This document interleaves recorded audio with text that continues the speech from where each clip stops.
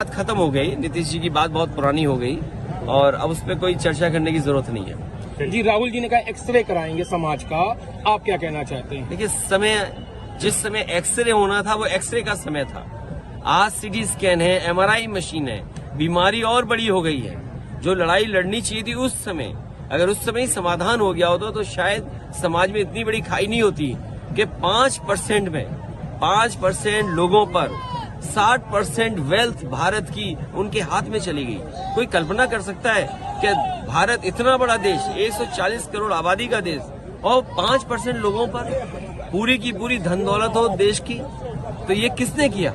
ये पुरानी सरकारें जो थी उनकी गलत नीतियों के कारण थी। जब एक्सरे करना था तब एक्सरे किया नहीं तो बीमारी बढ़ गई।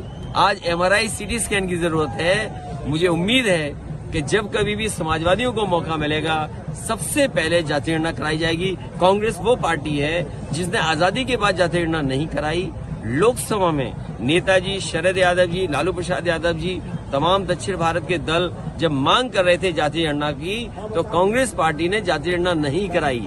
आज क्यों जाति गणना कराना चाहते हैं? क्योंकि वो जानते हैं कि उनका ट्रेडिशनल वोट उनके पास नहीं है। वो पिछड़े दलित और आदिवासियों की तरफ देख रहे हैं। पिछड़े दलित आदिवासी भी जानते हैं कि आजादी के बाद धोखा उन्होंने दिया, इसलिए इस बार उनकी कहीं बात बनने वाली। इंडिया गठबंधन कैसे चलेगा ऐसे में? इंडिया के अंदर आगे देखा जाएगा।